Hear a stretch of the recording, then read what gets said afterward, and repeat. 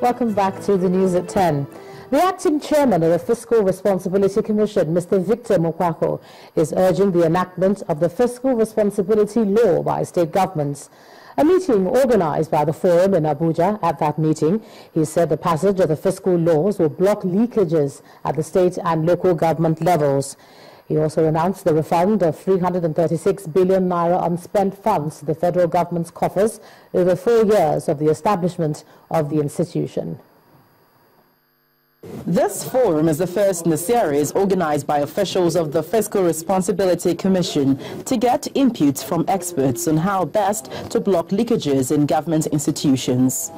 Presentations at the meeting focused on how to fight corruption, improve internally generated revenue for government in the face of the dwindling prices of oil.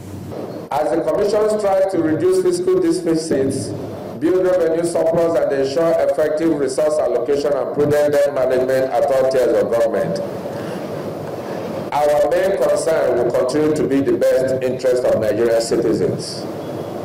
We have continued to ensure that scheduled corporations and agencies of government pay their operating surpluses timely, and will continue to do that, particularly now that the government needs every resource it can access to ensure provision of infrastructure and good governance.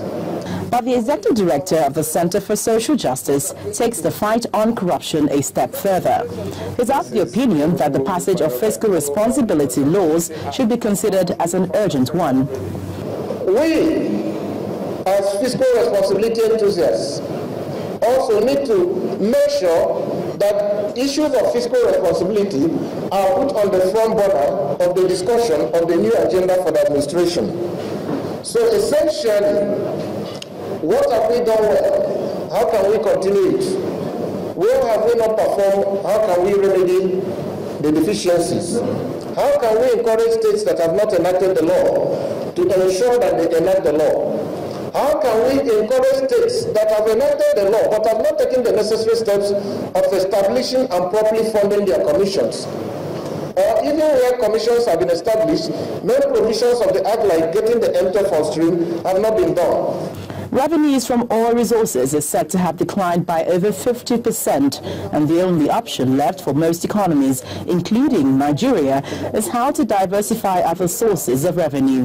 The consensus here is that blocking leakages, especially in governments, is a task that needs to be done to cushion the effects. First Bank. You first.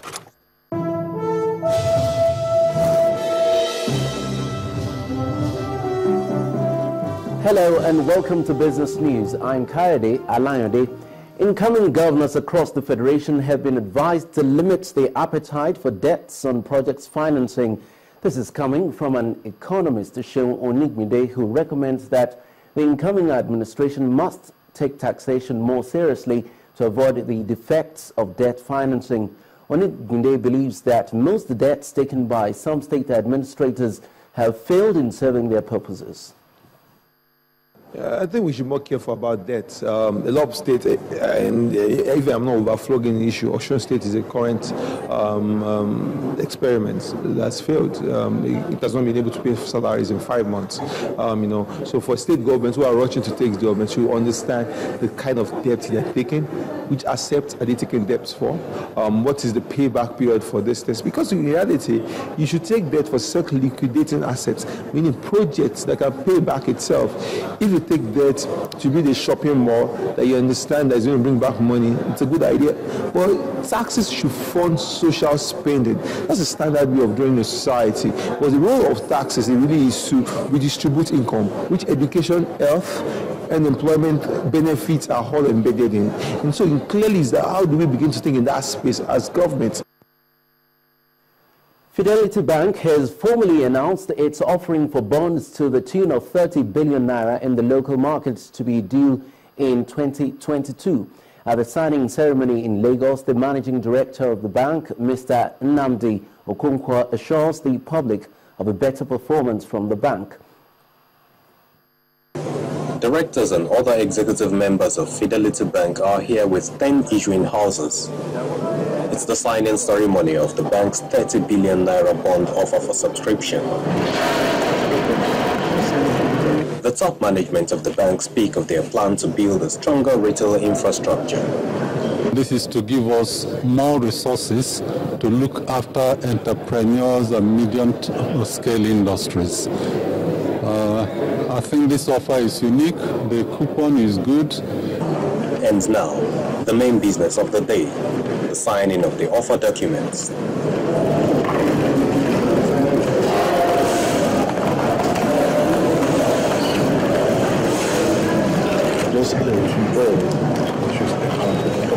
The management of Fidelity Bank is just as confident about the prospects of the bank as the issuing houses.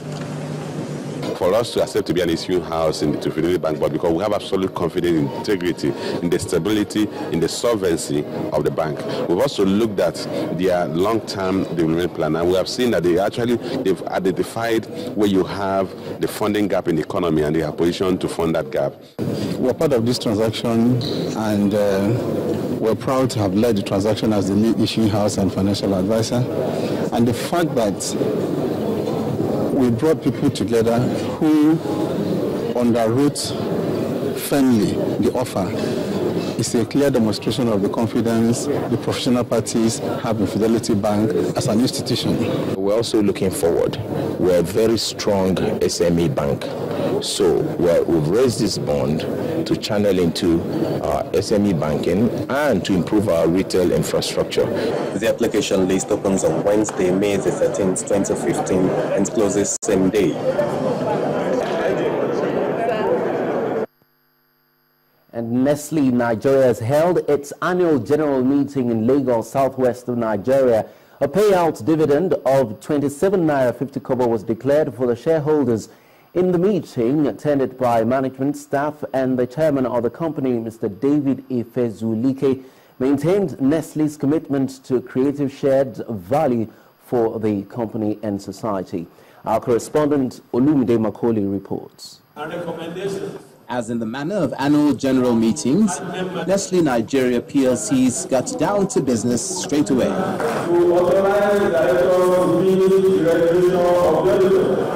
Votes were taken. The food manufacturing and marketing company reiterates its resolve to maintain its high PLC's got down to business straight away.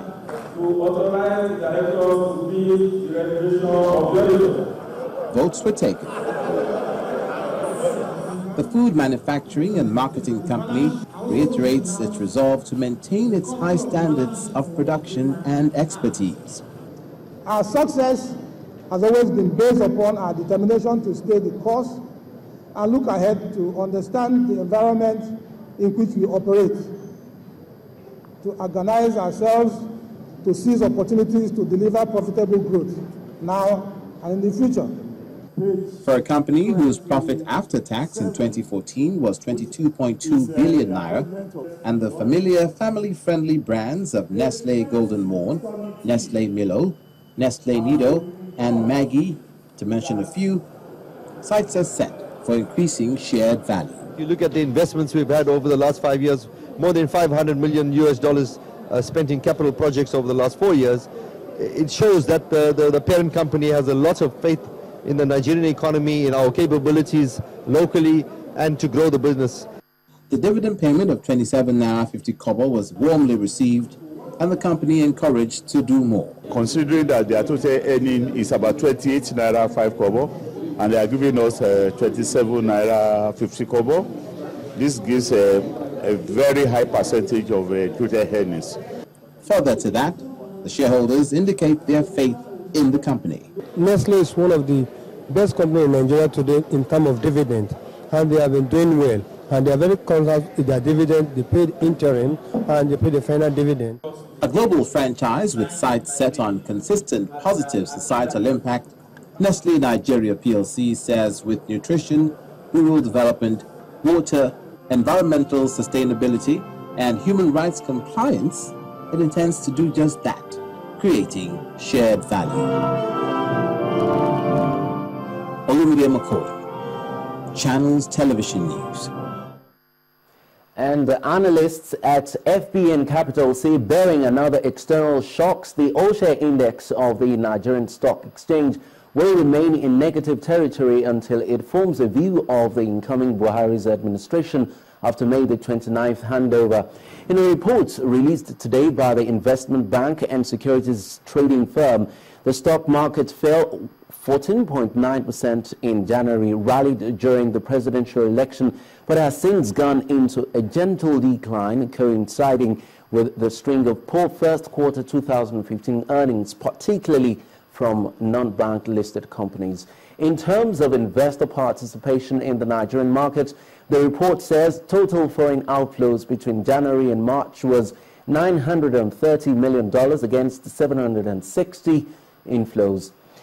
Compared with other African equities markets, the Lagos and Nairobi exchanges have declined 0.8% since New Year start, whereas Johannesburg has gained 7.0% in the same period. And equities market extends 5-day bearish trend to kick off the week on a negative note.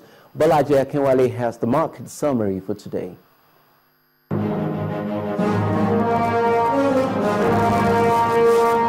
Hello, welcome to the Stock Market Report. Today is the 6th day since the all-share index has been on a downslide. It's lost 0.13% to close at 34,342.07. Leading the pack of gainers is Nigeria Brewers with 3 naira 40 kobo. It was followed by Flour Mill with 1 naira 66 kobo and Cadbury with 65 kobo. On the decliners table, Guinness shared 5 naira 56 kobo, 40 oil lost 5 naira 51 kobo, and ETI with 1 naira 22 kobo. Meanwhile, Zenith Bank led on the volume chart with 51.5 million shares, coming ahead of CNI Lucent with 24.4 million shares and Transco with 12.7 million units.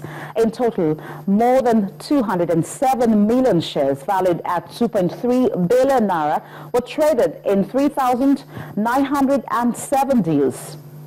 And that's a wrap on the stock market reports. I am Bolaji Akinwale.